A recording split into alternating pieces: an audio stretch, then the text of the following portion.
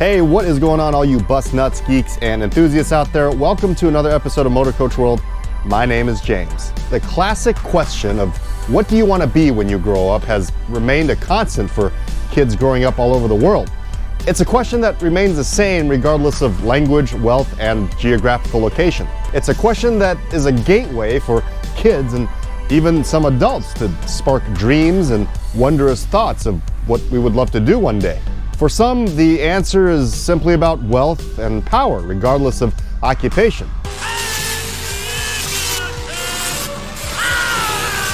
For others, it's about a passion of flying into the stars and being an astronaut, a passion of extreme speed and being a race car driver, a passion of attention and glamour from being on stage or in front of cameras as a singer or actress or actor. At the end of the day, this question is what gives us a reason to exist, a purpose in life. Some are able to reach it, and sadly enough, some are not. I guess it depends on where you set the bar, how much work you're willing to put into it, and what type of environment you're growing up in. And personally, I think there's definitely some luck involved in this equation as well.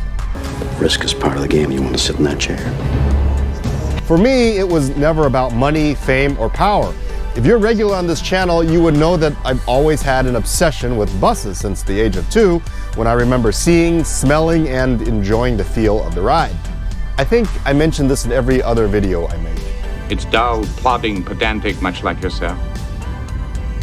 My point is, unless you have a very successful side gig like a really good YouTube channel, like and subscribe, being a motor coach operator is not going to make you a millionaire.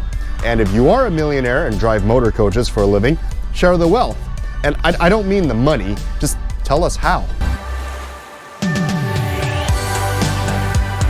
A driver's seniority within the company he or she works in will greatly affect what a driver will make throughout the year. As an experienced full-time motor coach operator with a lot of seniority, your dispatcher will most likely try to keep you very busy, making sure that you're at the top of the list when it comes to handing out trip assignments, especially during seasons where trips are scarce. If you're starting as a new driver in a larger company, say one with 20 or more coaches in the fleet, it'll probably take you a while to climb up the seniority list. One should note that time is not the only factor to gaining seniority, at least not at Peoria Charter, the company I work for. A well-run motor coach company will also factor in things such as a driver's safety record, which include accidents, speeding or moving violations, bad driving habits like using cell phones while driving, or any other form of distracted driving.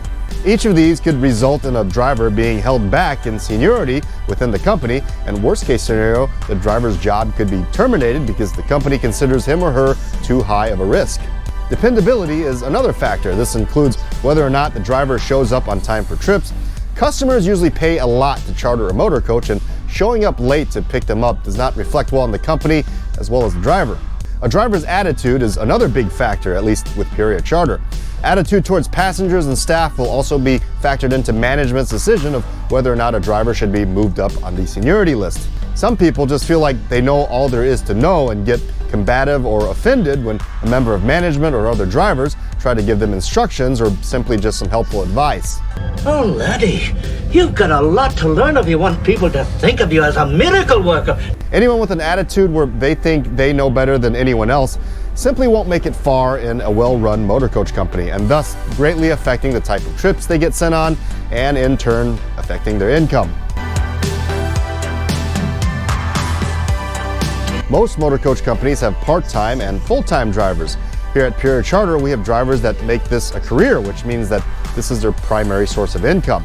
When it comes to trips, they are expected not to turn any down when dispatch calls them to drive.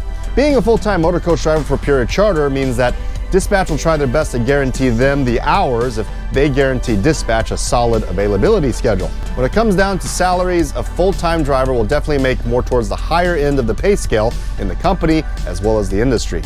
Part-time drivers are those who do this as a side job. They're either partially or fully employed elsewhere or retired from a previous career, but love driving motor coaches and want to do trips when they don't have any other obligations. Now, there are part-time drivers that want to become full-time drivers, just that companies don't have any more full-time positions available at the moment. This is what I started out as while I was finishing my degree and running my other side business. At Peoria Charter, part-time drivers have the freedom to say no to trips when dispatch calls. When it comes down to salary, it's harder to forecast for a part-timer, as their earnings will depend on how much they leave themselves available to drive for the company throughout the year. It's important for me to note that here at Peoria Charter, both part-time and full-time drivers are held to the same safety and professional standards of the company. Even though part-time drivers will have less behind-the-wheel time of a motor coach, any good motor coach company will make sure that training and expectations are consistent despite the driver's availability. During slow seasons, part-timers usually won't be called upon to drive until all the full-time drivers have already been assigned. Depending on the company you work for and what type of jobs you're doing with your motor coach, some operators are paid hourly and some are paid by the mile. And some are paid both. Some trips are short and involve hours of local shuttling around a city. At the end of a 10-hour day, a driver may have only racked up 20 miles because the itinerary had them driving from point to point in a local area. In this case, paying mileage would be kind of a ripoff for the driver. On trips where drivers are spending a 12-hour day driving 500 miles, getting paid by the mile may be more lucrative for the drivers. Peoria Charter allows drivers to be paid by the mile or by the hour, depending on the type of trip. The driver will be paid one or the other, depending on whichever ends up being higher.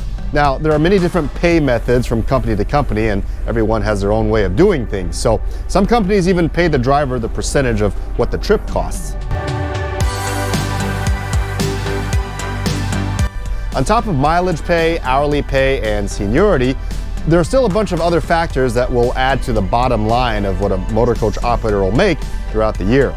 By now, you should realize that a motor coach driver's salary in the US is not as cut and dry as a Monday to Friday 8 to 5 office job or even a job in retail with sporadic hours.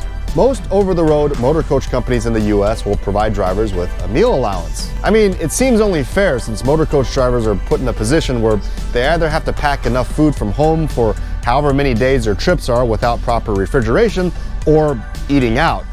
In the US, motor coach drivers don't really have much of a choice when it comes to eating.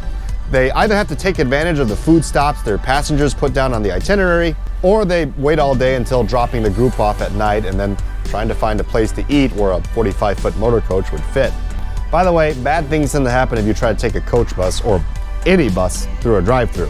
Some companies give drivers a company credit card and tell them to save their food receipts to turn in at the end of the trip. Some companies add the cost of an average meal multiplied by the number of days the driver is out and add it to the driver's paycheck.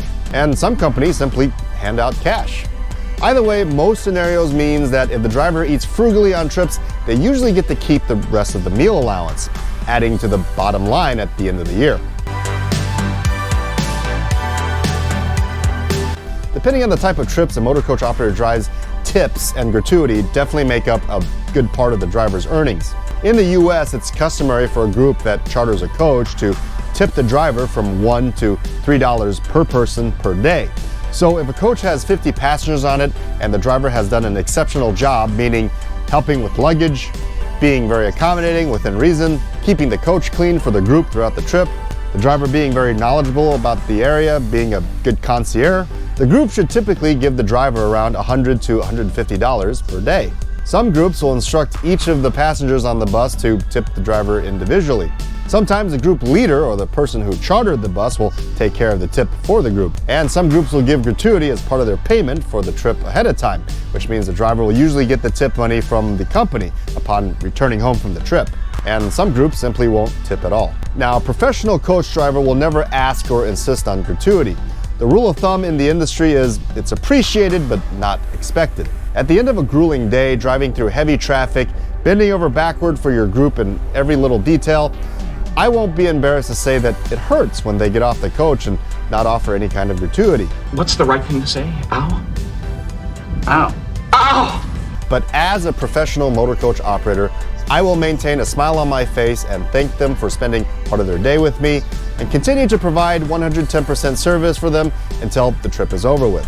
I also understand that coach buses are very expensive to charter, and some groups scrape together every last bit of funding they have to make the trip happen.